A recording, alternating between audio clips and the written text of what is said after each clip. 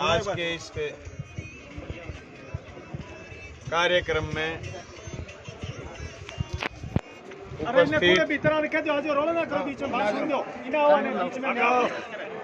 सरपंच साधु जी, मशीर राणा, हमारे पंचायत समिति के कैंडिडेट राम सिंह जी बारूपाल और जिला परिषद के candidate Sunita ji Kaswa, wife of Jai Singh जी कसवा, आदरणीय पूर्व सरपंच साहब बिरजलाल जी सौ,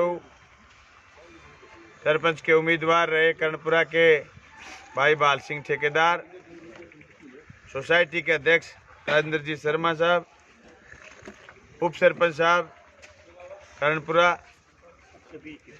सदीक जी,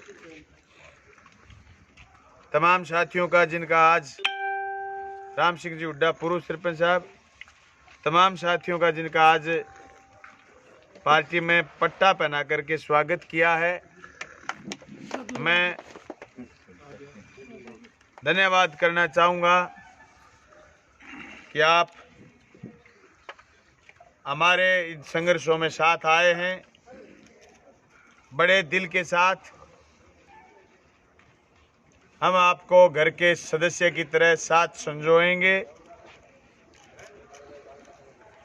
और मैं समझता हूं कि आज ज़रूरत भी है किसान की, मजदूर की, आम जनता की एकजुटता को मजबूत करने की।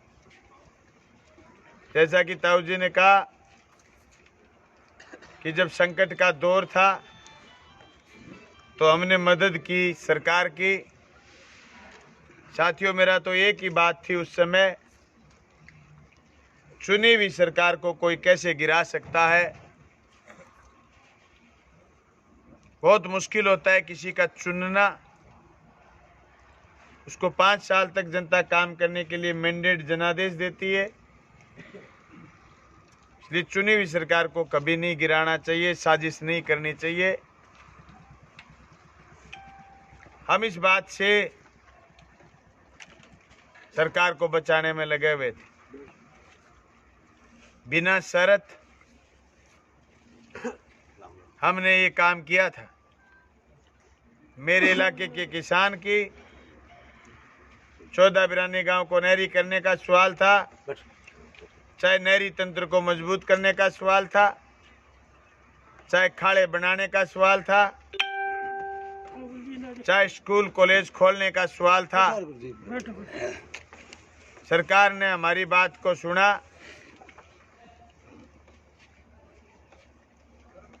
और हमने बार बार राजस्थान की विधानसभा में कृषि अध्यादेश से लेकर के जनता के तमाम मुद्दों को उठाने का काम किया।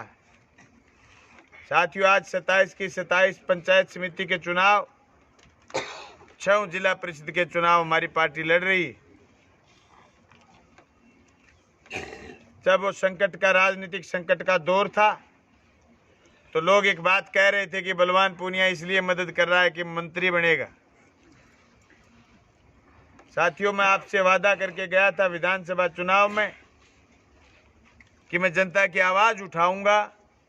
जो मेरे से पहले चुनकर जाते थे लोग चुपचाप जाकर के बैठ करके वापिस आ जाते थे। मैं इस इलाके की अलग से पहचान दूंगा, अलग से नाम दूंगा। मैं लोगों से किए हुए वादे को सिर्फ इस बात के लिए कि मैं मिनिस्टर हो जाऊं मैं बदल नहीं सकता। इसलिए मैंने सिर्फ ये कहा कि मैंने बिना शर्त के सरकार की मदद की है, वो भी लोकतंत्र बचाने के लिए। आज ये बात तय है कि 27 की 27 सीटों पर हम चुनाव लड़ रहे हैं, 6 जिला परिषद पर चुनाव। और जब कभी भी राजस्थान की सरकार पर फिर ऐसा कोई सियासी संकट आएगा तो हम चुनी हुई सरकार को गिरने नहीं देंगे। पर मित्रों, पेयजल का सवाल हो, चाहे नहर के पूरे पानी का सवाल हो, 7 नंबर की नहर बैलेंस में चली है। 7 नंबर की, आज भी 7 नंबर की नहर चल रही है। 402 से लेकर के 415 तक, 422 तक पानी अमर सिंह ब्रांच में चला है। एक दिन पानी कम होता है तो मैं फौरन सुबह के गैस से फोन करता हूँ, ये पानी कम कैसे है, पानी ठीक करो। साथियों, बीमारी आती हाथी की चाल है, जाती चिंटी की चाल है। बड़ी उम्मीद के साथ ढाणी ठाकरान में मुझे कहा गया था कि साहब हमारे बच्चे हुए खाड़े ये कंप्लीट कराओ। मैं नहरों के लिए 93 करोड़ के प्रस्ताव पास करा चुका हूँ। खाड़ों के लिए भी मैंने अभी विधानसभा में भी बोला था, केंद्र की मोदी सरकार ने सीएडी तोड़ दी है, सिंचित क्षेत्र विकास विभाग खत्म कर दिया है। राजस्थान सरकार से मैं घोषणा भी करवाऊंगा, बचे हुए खाड़ों का बजट भी दिलवाऊंगा और पूरे खाड़े कंप्लीट करवाऊंगा। जल जीवन मिशन में हमने 125 करोड़ के करीब प्रस्ताव भादरा तहसील के गांव के पेयजल के पास करवाए। जब कोरोना का काल था तो ढाणियों में 25-30 लाख की पाइपलाइनों की मंजूरी हो गई। बाकी मैंने एमएलए कोटे से पैसे दे करके, और आपसे वादा कर रहा हूं जहां भी जरूरत होगी मेरी पंचायत समिति और जिला परिषद के साथी जीतते हैं, हम एक एक समस्या का समाधान करेंगे। चाहे आपकी सड़क का सवाल जो 2 किलोमीटर का आपने कहा है, चाहे आपकी ढाणियों में पेयजल का सवाल हो, मैं दोबारा कलवाऊंगा नहीं आपसे, आपको पास की मंजूरी आपने मिली।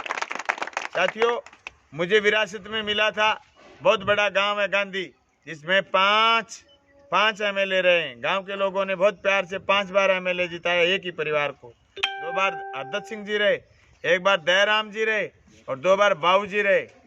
साथियों, मीठा पानी मलखेड़ा से 36 लाख रुपए की लागत से पेयजल की पाइपलाइन डाल करके, ये गिनाने वाली बात इसलिए है कि जिन लोगों के हाथ में नेतृत्व था तहसील का, वो खुद दूर था गांधी बड़ी 4 ही किलोमीटर दूर। 70 साल पहले नहर आ गई थी, गांव ने खारा पानी पिया है। ऐसी बेईमानी हमारे में नहीं है साहब, और ना ही हम इतने चालाक हैं और ना ही हम ऐसी राजनीति जानते। साधु जी के सामने चुनाव लड़े हुए बैठे हैं और साधु जी बैठे हैं, दोनों जायज बात कहेंगे, दोनों की सुनूंगा। दोनों एक दूसरे की काट करेंगे तो ये कहूँगा बैठ जाओ, इकट्ठे हो जाओ। गरीबों से बहुत मुश्किल से कोई सरपंच चुने गए हो, कोई आगे चुना जाएगा। 4 साल बचे हैं चुनाव का, और मैं 300 बोलो आदमी हूँ साहब। साधारण सीट पर छोरो खड़े कर दियो 99 रोहतास सोलंकी जो 15 साल को मेरे सागो सामान्य सीट पर खड़े कर दियो। बना दे आप अपने बिल्डिंग की बना दे, क्या बात है। जनता को काम है वोट देनो, आप कैंडिडेट बना दियो। आप ऊंच नीच को भेदभाव तो पाटनो है, आप प्यार प्रेम उतरणो है। ढाणी में संगम हो रही आज सारा लोगों को, वो संगम, वो प्यार प्रेम, आ दोस्ती आगे बढ़ेगी। साथियों, मैं तो एक बात कहना चाहता हूँ, चुनाव में जो लोग आमने सामने भी होते हैं, लेकिन काम के वक्त अगर जनप्रतिनिधि को जगाएं, उसकी मदद करें, तो कम से कम उन लोगों का विकास होता है जो लोग आज भी जरूरतमंद हैं। आज भी पेयजल के लिए त्राईमाम हो चुके हैं। 5 साल में मुझे पूरा विश्वास है कि मैं घर घर पानी पहुंचाने का काम करूंगा। वाटर स्टोरेज, पानी के टैंक बढ़वाऊंगा और पानी की जो मोटरें वाटर वर्क्सों की उनके जीर्णोद्धार के काम करवाऊंगा, और जहाँ जहाँ स्वच्छ पानी नहीं पहुंच रहा है, स्वच्छ पानी पहुंचाने का काम करूंगा। मैं आप सब साथियों से ये कह करके विदा लूंगा कि ये वक्त ऐसा है, ये दौर ऐसा है जहाँ हिंदुस्तान की राजनीति में बड़े पूंजीपति का बोलबाला, जो जनता के लिए सारे कटौती कर रहे हैं बजटों में, लेकिन बड़े पूंजीपति की हजारों करोड़ की छूट दे रहे हैं। किसान की जब बात आ जाए कर्जे की, 80,000 रुपए के लिए, 50,000 रुपए के लिए, 30,000 रुपए के लिए कुर्की का नोटिस निकल जाता है। लेकिन पिछले दिनों में 16 लाख करोड़ बड़े पूंजीपति के बट्टे खाते में डाले गए। ये सवाल मैंने राजस्थान की विधानसभा में भी उठाया, ये तकरीर मैंने हर जगह की है कि ये भेदभाव मिटाना ही हमारा लोकतंत्र को मजबूत करना है। लोकतंत्र में आखिरी से आखिरी आदमी तक जब तक न्याय नहीं मिले तो इसका मतलब हमारा राजनीति करना बेईमानी है। जब हम बैठते हैं 50 लोग तो एक आदमी खड़ा होकर के ये कहता है कि मेरी ढाणी तक पानी नहीं पहुंचा, हमारा काम है उसकी ढाणी तक पानी पहुंचाना। यही असली लोकतंत्र है। अगर बात आई शिक्षा की तो मैं डुंगराना से एक ही सोच थी, एक ही विचार था कि भादरा से इस साइड के गाँव में अंग्रेजी माध्यम के स्कूल हैं, भादरा शहर में अंग्रेजी माध्यम के स्कूल हैं। उधर के अगर आप 40-50 गाँव में नज़र पसारेंगे तो एक गांव कलाना में एक अंग्रेजी माध्यम स्कूल है जिसकी फीस इतनी है कि वो दूसरे बच्चे, गरीब घर के बच्चे पढ़ नहीं सकते। इसलिए मैंने डुंगराना गांव में अंग्रेजी माध्यम का स्कूल खुलवाया। वो स्कूल ना सिर्फ स्कूल होगा, आने वाले सालों में मील का पत्थर साबित होगा। वो हमें याद दिलवाएगा स्वामी केशवानंद की, वो हमें याद दिलवाएगा। नालंदा विश्वविद्यालय की, वो हमें याद दिलवाएगा। उन सरकारी सिस्टम की जिसकी वजह से शिक्षा लोगों तक पहुंची। ये हमारी सोच, ये हमारी दृष्टि हमें और मजबूत करेगी। थोड़े दिनों में नगर पालिका के चुनाव भी आएंगे। हम चाहते हैं कि हम हर मानस की कीमत कराएं। हम चाहते हैं कि ये त्याग और बलिदान की भावना लोगों में जागे, क्योंकि आज पंचायत समिति के चुनाव में मेरे घर से कोई चुनाव नहीं लड़ रहा है। आज से पहले जो भी एमएलए होते थे अपने घर से चुनाव लड़ा करके नीयत ये रखते थे कि उनके घर से कोई प्रधान बने। ये लालच पूर्व विधायक तो अभी नहीं छोड़ पाया है, उसने अपने बेटे को खड़ा किया है भाटी ब्लॉक में। मैं न सिर्फ इस बात की निंदा करता हूं, बाकी वंशवाद की राजनीति पर कांटा मारने का आह्वान करता हूं। मेरे दफ्तर में काम करने वाले एक एक कार्यकर्ता को मैंने लगातार उसको आगे बढ़ाने के लिए कदम उठाए। मैं ये चाहता हूं कि मेरे बराबर भादरा में लीडरशिप पैदा हो और किसानों की, जनता की, राम जनता की बात सुने। इसलिए मैंने बराबर के साथियों को सबको आगे बढ़ने का मौका दिया। मुझे तहसील के लोगों ने एमएलए चुना, इससे बड़ी कोई सीट नहीं हो सकती। इसलिए मेरे मन में लालच नहीं था, मेरे मन में खोट नहीं था। मैंने सारे साथियों को कहा कि आप जनता के बीच जाइए और जनादेश मांगिए कि क्या हम आपकी सेवा आने वाले सालों तक करते रहें। इसलिए पंचायत समिति और जिला परिषद के चुनाव में आपकी जहां भी मित्रता, जहां भी आपकी रिश्तेदारी है, करके आप पंचायत समिति और जिला परिषद के मेरे एक एक साथी को जिताओ। भादरा तहसील का नाम हिंदुस्तान के नक्शे पर नजर आएगा। तो मैंने राजस्थान की विधानसभा में ये तकरीर कायम की कि किसान की एक इंच जमीन नहीं जाएगी, जमीन को बचाने के लिए छाती पर गोली खा सकते हैं। ये तकरीर पूरे हिंदुस्तान में और दुनिया में रहने वाले किसान पक्ष के लोगों के दिमाग में आई कि कोई तो है जो जनता के लिए अपनी छाती में गोली खा सकता है और लड़ सकता है और ये खुली चुनौती दे सकता है। इसलिए आप हमारी राजनीति को मजबूत करिए। हो सकता है मैं सारी जगह ये थोड़े से टाइम में 23 तारीख का चुनाव, 21 तक प्रचार है, सारी जगह नहीं जा पाऊँ, लेकिन आप बहुत सम्राट लोग, बहुत सज्जन लोग बैठे हैं, जो समाज के अगवा लोग बैठे हैं, बूढ़े बुजुर्ग नौजवान साथी बैठे हैं। आप सारे के सारे सब लोगों को ताकीद करेंगे, सब लोगों को मजबूती से कहेंगे कि दांतिया थोड़ा सितारा का जहाँ भी बटन नजर आए आप दबाओ, हमारी ताकत को बढ़ाओ। निश्चित तौर से मैं आपको नाराज नहीं करूँगा, आपको नाखुश नहीं करूँगा। गोगा मेडी मेले में जो मैंने व्यवस्था बनाने के लिए, ये बशीर राणा गवाह है कि 1 महीने मेला था, मैं 15 दिन लगातार मेले में गया था। आज से पहले कोई विधायक वहाँ मेले में नहीं गया, कभी सुध नहीं ली, मैंने सुध ली। मुझे आस्था इस बात की है कि मेरी तहसील में आने वाला आदमी मेरा मेहमान है, मैं मेहमानबाजी करने में कोई कोर कसर ना छोड़ूं। ये हमारी दरियादिली समझो, या हमारी बहादुरी समझो, या हमारा कर्तव्य समझो, ये हमारी आदत। इसलिए आप जो सारे साथी मेरे दल में आए हो, मेरे साथ आए हो, मेरे राजनीतिक मित्र के रूप में आए हो, मैं आप तमाम साथियों से कहना चाहता हूँ, बड़ा दिल करके आओ, बड़ा दिल करके साथ रहो, बड़ा दिल करके हमें जिताओ। आने वाले समय में भाइयों मैं आपको नाराज नहीं होने दूंगा, मैं आपको नाखुश नहीं करूंगा। मैं कोशिश ये करता हूँ कि मैं सबके फ़ोन उठा पाऊँ, बाय द वे फ़ोन न उठा पाऊँ तो मैं वापस फ़ोन भी करता हूँ और जनता के काम करने का प्रयास करता हूँ।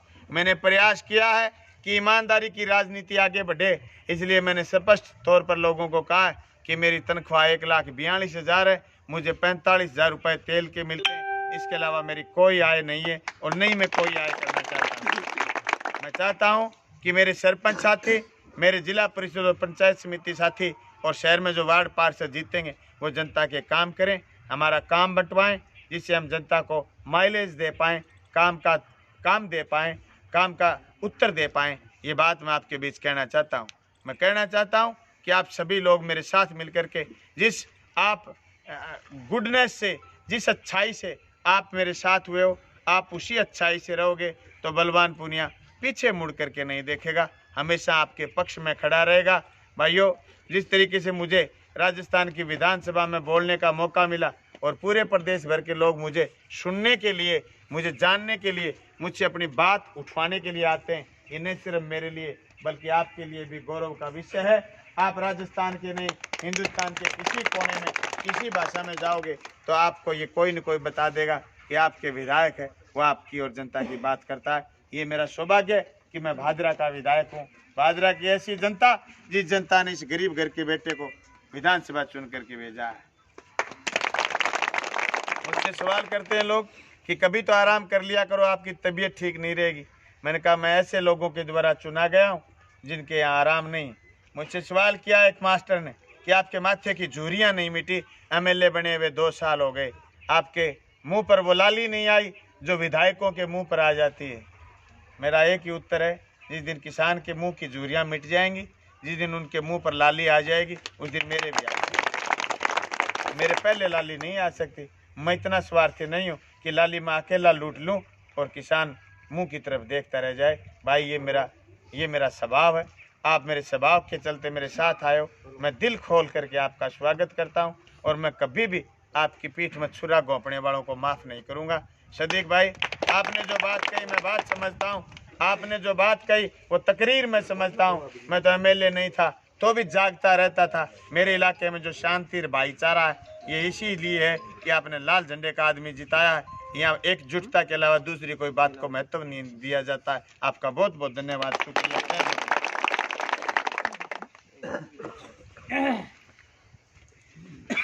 अब मैंने इजाजत दो।